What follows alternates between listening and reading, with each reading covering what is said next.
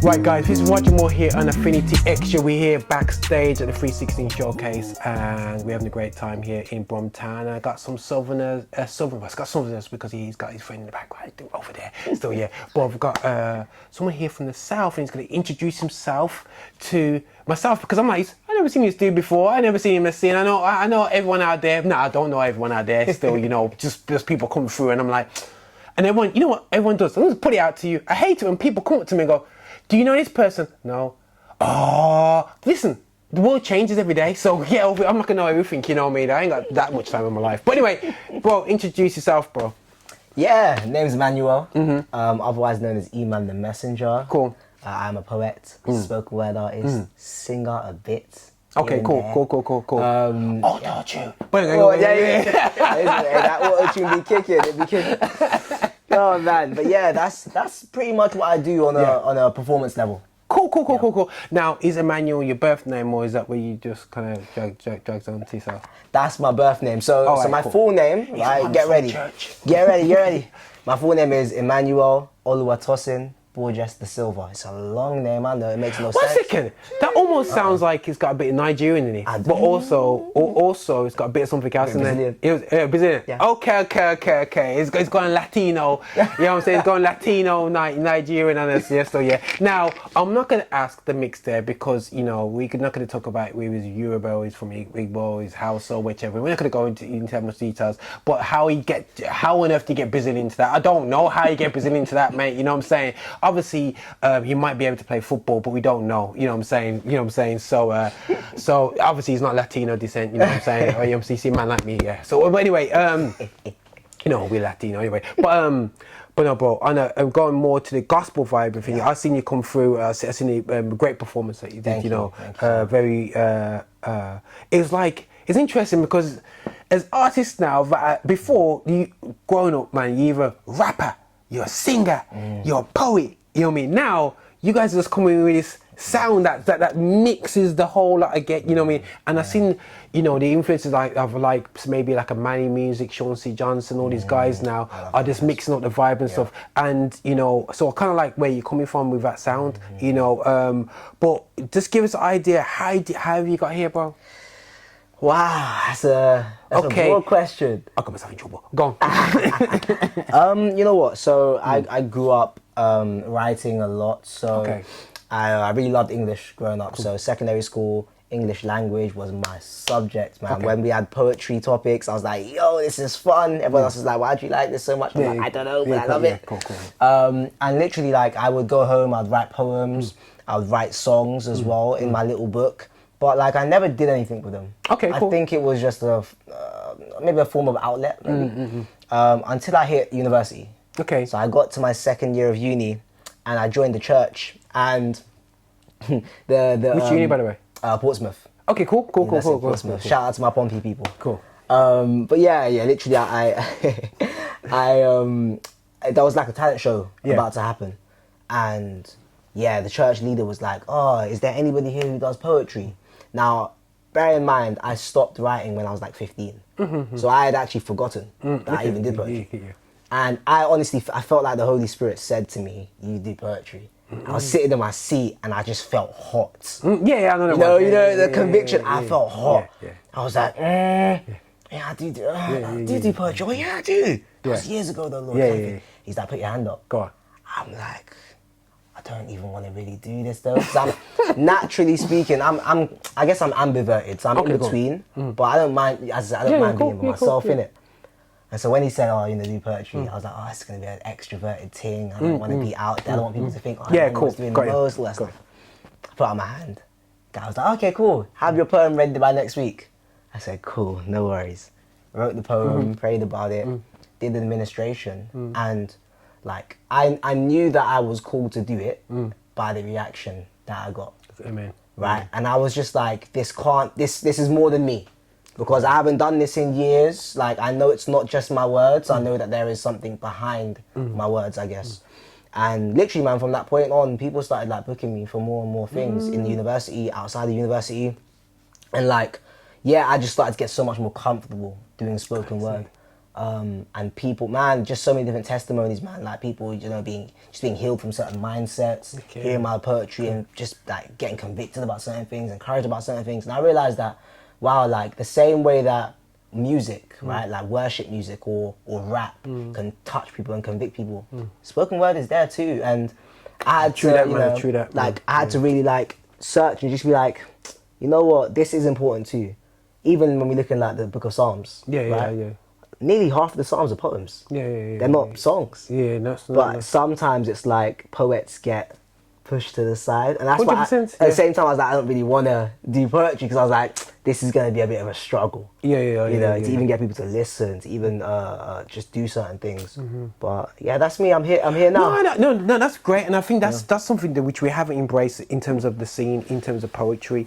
We marginalise poetry, and for me, poetry is basically, rap is just basically poetry on top of a beat, man. I'm saying, but a different type of flow. But no one realised that. I'm thinking really. But no, that's absolutely fantastic, and I think that. But also, what I think I like about poets, is that you guys don't rampant with content. We're rappers, play about and talk about life.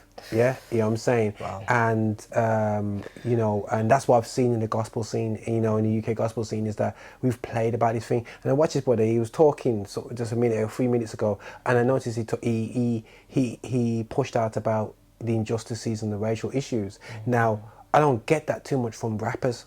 Yeah, rappers may say it off stage, but they don't talk about it on stage. Yeah, and they don't talk about music because they're too busy on the amount of plays they want to get on Spotify. Yeah, you know what I'm saying. So, one thing I was crazy. I just want to get a bit of your mindset, bro, about why you mention so much and how you use your creativity actually to put out that thing. Because I've been told that your generation is not really interested about the black thing. Yeah. You know what I'm saying? I'll tell you what people have said to me. Roger, be quiet about these things, because that generation is not really interested in it because everyone's grey. You know what I'm saying? But go and talk to me about Wow. I mean, firstly, just to touch on what you said before I even answer that, it's so true. It's so true. You're spitting facts. Like, I don't want to be, just as a caveat before I answer the question, I don't want to be an artist who is just being an artist just to hit numbers. I can, if I wanted to, I could put all my energy into making party songs. I'm not saying that people who make party songs are in the wrong way. We want party Some people are cool to doing that. Yeah. I just feel like everyone's trying to do that just because they want to be famous. Yeah. Rather than letting the few people who are cool to do that, and then you do what you're cool to actually do. Come on. Right? So for me, like the whole mindset behind just speaking about racial injustice and speaking about things that are real, On my Instagram page, I speak about all kinds of things, man. I try to speak about like domestic violence, done against women. I try to speak about the unhealthy mindset that we adopt as we get a bit older, because sometimes we lose our innocence, mentally speaking, and that can even be a problem.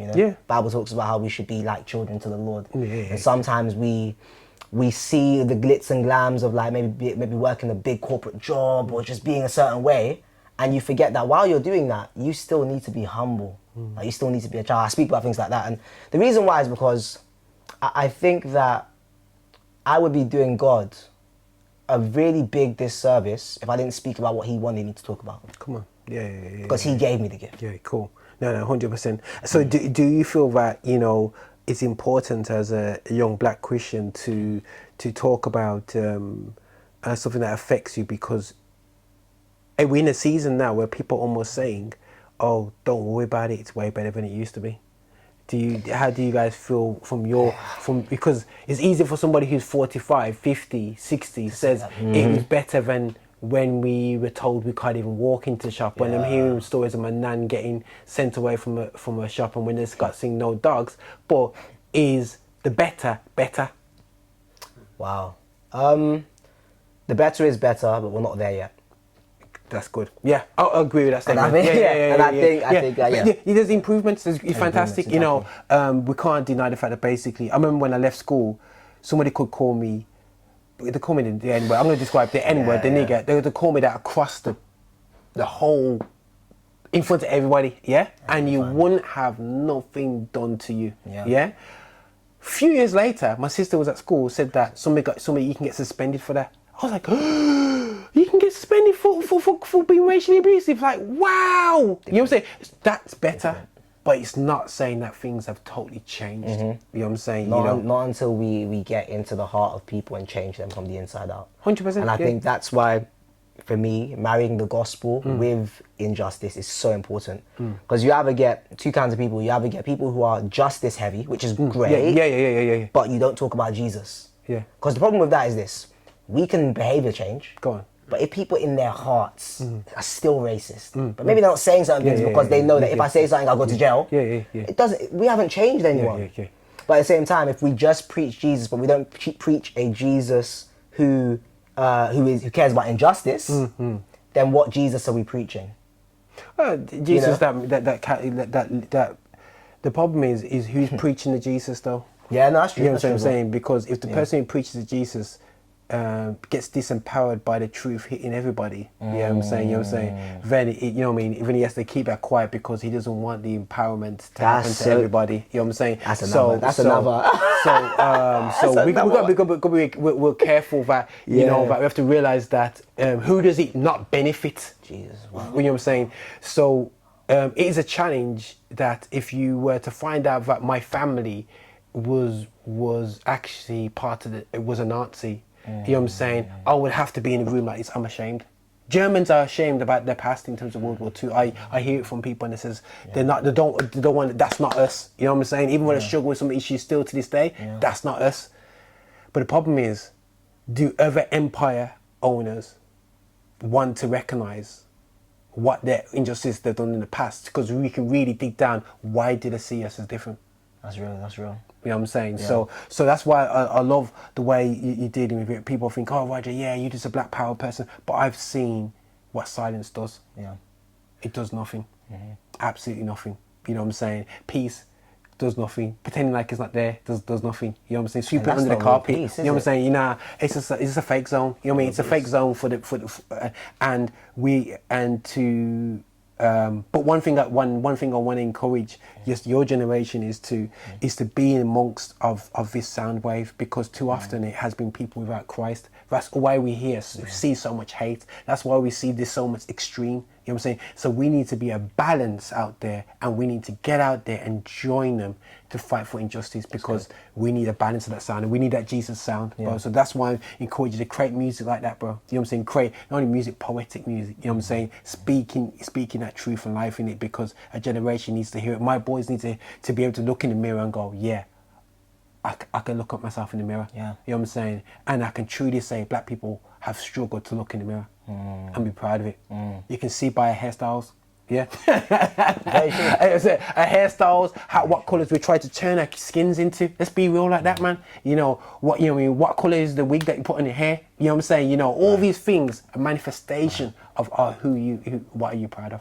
You know what I'm saying? So I just encourage like yourself to do that, because I'm in awe with young artists doing that, you know what I'm saying? Because you're going against the norm, man. You know what I'm saying? So what's next for you, bro, as we're going to end off here, man? Ooh. Sorry if we're going too deep on that section, guys. I'm going to get in trouble now. I'm thinking, what just gone there? But no. But it's his fault because he mentioned it. But anyway, go on. Wow, what's next? That's a good question. Yeah, man. I'll give you guys you guys are going to get an exclusive. Okay, cool. I mean, no one really knows this. I haven't even put it on my Instagram or anything like that. Cool. Only my friends kind of know. Cool. I am currently working on a poetry EP. Cool. With like really good production, mixing, mastering, all that stuff. Cool. And I'll give you a sneak preview. So I'm not going to say the name of it. But what I will say is that it is a poetry EP about some of the dark things that I've been through. Okay, cool. But how I've still been able to see God in those dark things and have a kingdom perspective in those dark things. So look forward to it, man. Yeah, cool. It's I've been working hard on it, and I can't wait to release it. But definitely hit us up at Affinity Xtra, because we do want to celebrate, you know, what you're doing poetically, because we're there to support gospel music of black origin. We're not supporting black people it's not about black people, it's about music of black origin, because we feel that we've been told all these years that gospel music of black origin is it's only a small percentage of people love it. I know the world loves our music. I know the world loves our sound. And I think black music has got such a beautiful colour right now. You know what I'm saying? It's beautiful, from Afrobeats, reggae, house, you know, R&B, hip-hop, UK, even UK rap. Grime. You know what I'm saying? You got traditional sounding rap. You know what I'm saying? Before you there's such a beautiful. I was listening to some gospel grime artists the other day, and I was like, oof. Yeah, this slaps. No, all day, and and this is where we need to just be intentional about what we support and how we support it. Yeah, because you know what, that speaks to not only ourselves but to another generation, man. 100%. But this is Roger here, backstage at the 316 showcase, alongside What got this all totally wrong now? Eman the Messenger. All right, still, yeah. Because you know what it is? His name is Emmanuel. So that's why Emmanuel, you know, as a Christian, you know, you kind of hold to that name anyway, still, yeah. You know what I'm saying? Really cool name, still, yeah. But no, guys, check out his music, check out what he's doing. Please. And do follow us here at Affinity Xtra. We're here to be fast and extra, and Roger is only human. After all, God bless you. In a bit. Peace. They've been forced to play this game, and now it's rehearsal time again. When you see a police officer come, make sure you don't run, or he may pull up his gun. And I put up my hands, although sometimes it's not enough. Sometimes they don't keep the peace because they have a craving for blood. When will we see change where all colours are seen the same? When will the kingdom reign? When will the grey scales fall? When will Saul become Paul? When will racists turn to lovers? When will black people stop abusing and killing each other?